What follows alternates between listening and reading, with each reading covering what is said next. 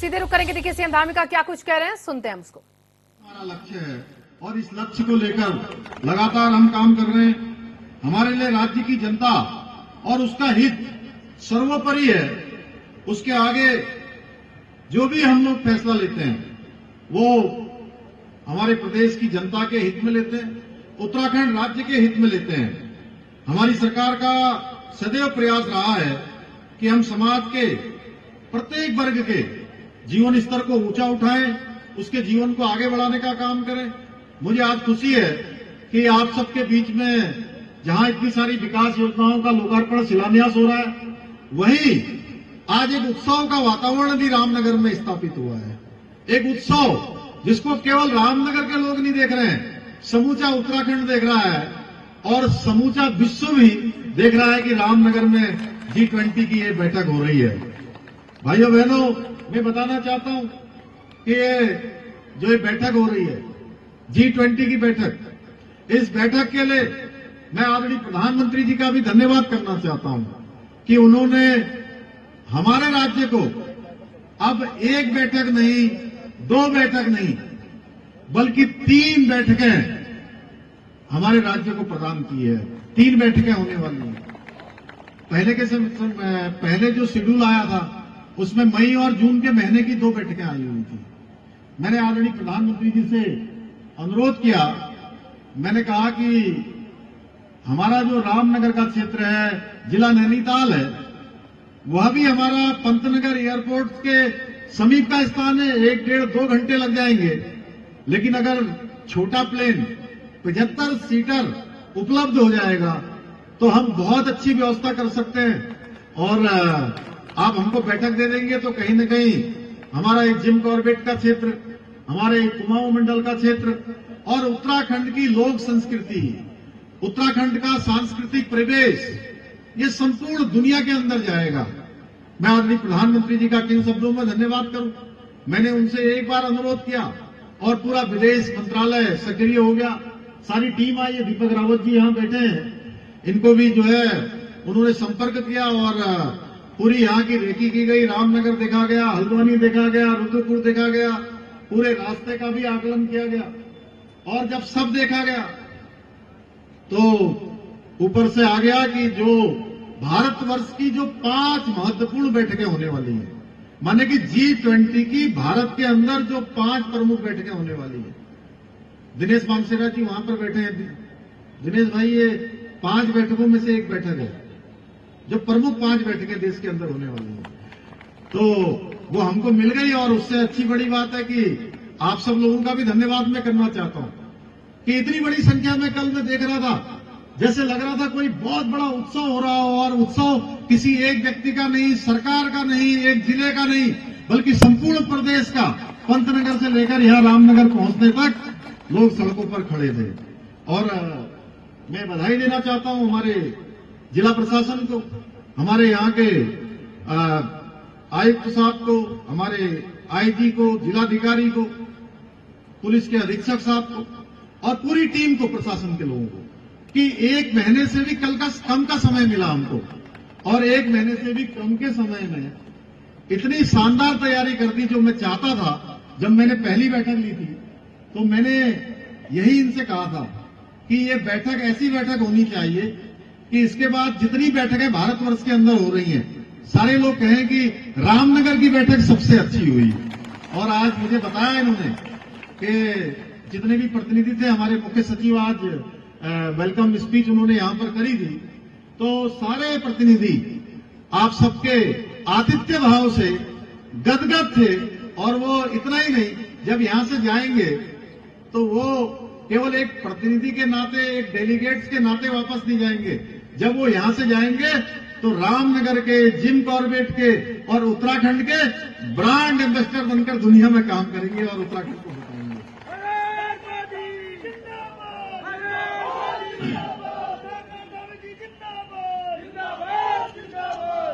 भाइयों बहनों,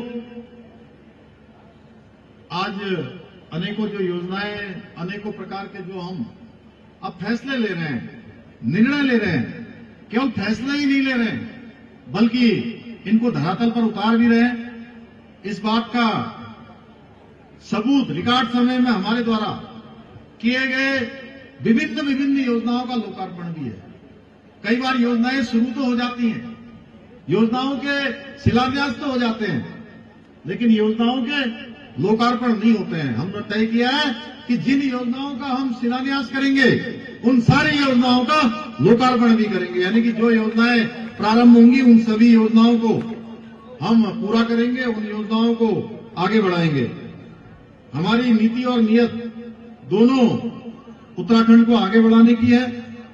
उत्तराखंड हिंदुस्तान का श्रेष्ठ राज्य बने, उस दिशा में हम लोग काम कर रहे हैं। पिछले दिनों अभी जिसके बारे में यहां से आदरणीय दीवान सिंह दीवानदा ने भी और हमारे प्रताप बिष्ट जी ने भी उल्लेख किया कि परीक्षाओं में धांधली, ये परीक्षाओं में धांधली एकदम से अचानक से आई और बहुत सारे लोगों को लगने लगा। मैं एक बार दिल्ली गया तो दिल्ली में तमाम सारे मीडिया के मित्र मिल गए और उन्होंने मुझे घेर लिया। एकदम से बोले कि अरे रुकिए रुकिए रुकिए, बताइए आपकी उत्तराखंड में ये अचानक घपले घोटाले कहां से होने लग गए?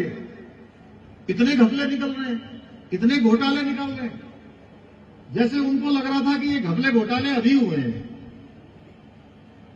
मैंने कहा बहुत अच्छा अवसर मुझे मिल गया है और मैं समझ गया एक मिनट में कि पूरे भारतवर्ष के अंदर और ये बात जा रही है कि ये अभी और ये भारतीय जनता पार्टी के समय में या पुष्कर सिंह धामी के कालखंड में ये घपले घोटाले तो नहीं होने लग गए इतने सारे। तो मैंने कहा आप लोगों ने मुझे बहुत अच्छा मंच प्रदान कर दिया है। मैं बताता हूं आपको कि ये घपले घोटाले आज के नहीं है, ये घपले घोटाले 2014-15 से लगातार हो रहे थे, रुकने का नाम ही नहीं ले रहे थे। हर बार इनकी शिकायत होती थी, हर बार गड़बड़ियों की बात आती थी, लेकिन जांच नहीं होती थी, जांच नहीं होती थी।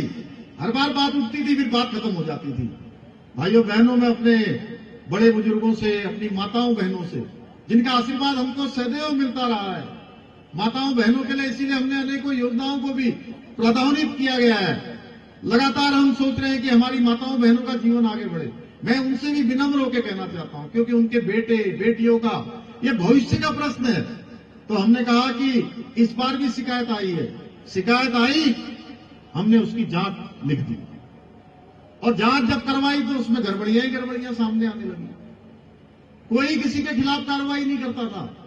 हमने तय किया कि एक भी आरोपी होगा, चाहे छोटा होगा, चाहे बड़ा होगा, चाहे कितनी भी बड़ी पहुंच वाला होगा, अब हम उसके खिलाफ कार्रवाई करेंगे। और हमने कार्रवाई करी, 90 से भी ज्यादा लोगों को जेल की सलाखों के पीछे भेज दिया भाई। इतना ही नहीं, हम कार्रवाई नहीं कर रहे थे, लेकिन उसके बाद भी कार्रवाई चल रही थी, उनकी कार्रवाई भी चल रही थी।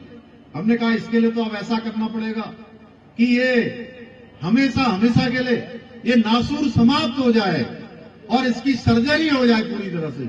इसलिए हम बहुत मंथन करने के बाद भारतवर्ष का सबसे कड़ा कानून नकल अध्यादेश के रूप में लेकर आए, नकल अधिनियम के रूप में लेकर आए, जिसमें जहां उम्र कैद तक की सजा का प्रावधान है, सारी संपत्ति जब्त करने का प्रावधान है, और जो परोक्ष हो या प्रत्यक्ष रूप से जो करेगा उसके खिलाफ तो कार्रवाई होगी होगी, लेकिन जो परोक्ष रूप से भी इस गलत काम में, इस अपराध में संलिप्त होगा, उसके खिलाफ भी कड़ी कार्रवाई की जाएगी।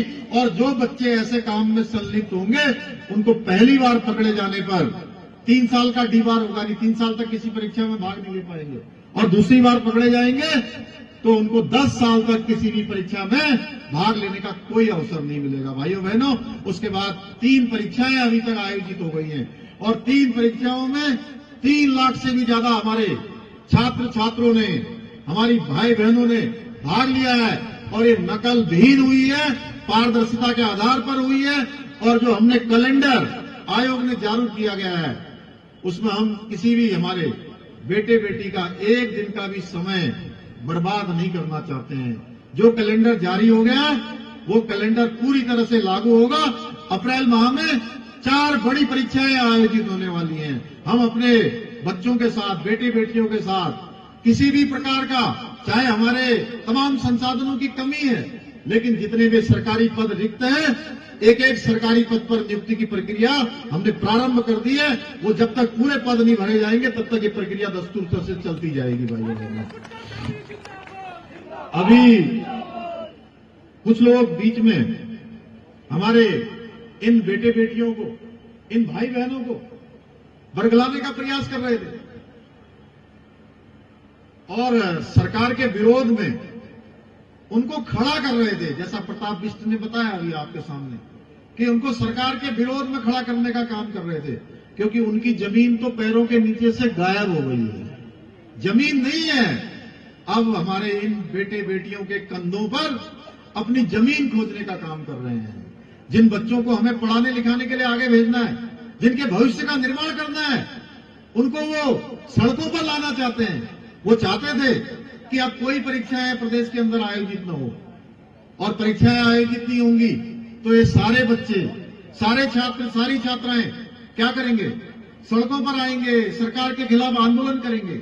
इसलिए कभी कहते थे सीबीआई की जांच करवा दीजिए, कभी कोई और जांच करवा दीजिए, कभी परीक्षाओं को कैंसिल कर दीजिए। भाइयों बहनों, हमने तय किया है कि हम अपने इन भाई बहनों को सड़क पर नहीं आने देंगे, बल्कि उनके भविष्य का निर्माण करेंगे और परीक्षाओं को समय पर संपन्न करवाएंगे। इसीलिए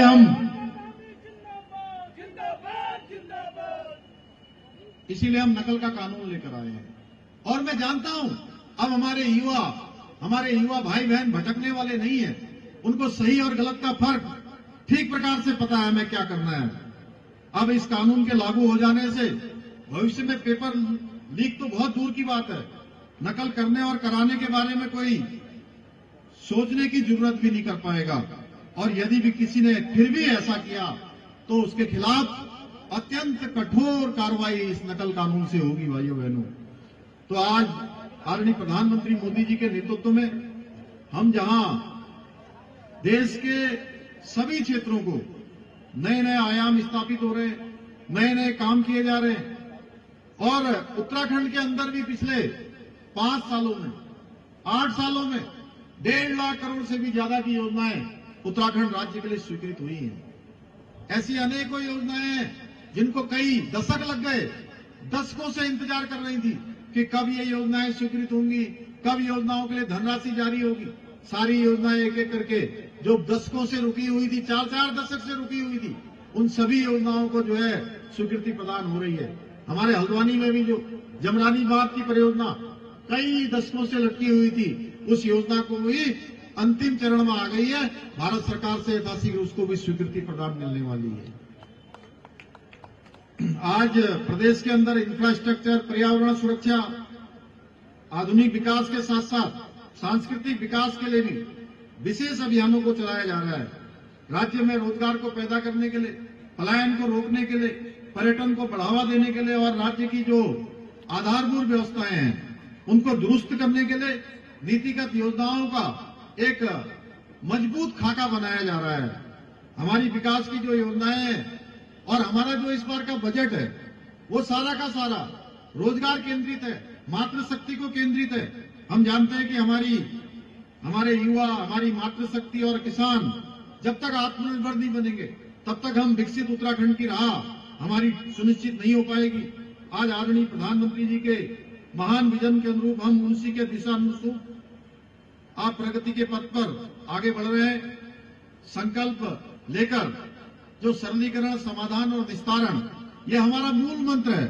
इस मंत्र को लेकर हम काम कर रहे हैं। भाइयों बहनों, आज मुझे प्रसन्नता है कि जो हमारा ये श्रेष्ठ उत्तराखंड का संकल्प है, उस संकल्प की पूर्ति के लिए सरकार के साथ साथ आज आम जनमानस भी, हमारी माताएं, बहनें, हमारे नौजवान, हमारे बड़े बुजुर्ग सभी आगे बढ़ रहे हैं। मुझे पूरा विश्वास है अभी तक जिस तरह से आप सब लोगों ने हमें समर्थन दिया है और उत्तराखंड के अंदर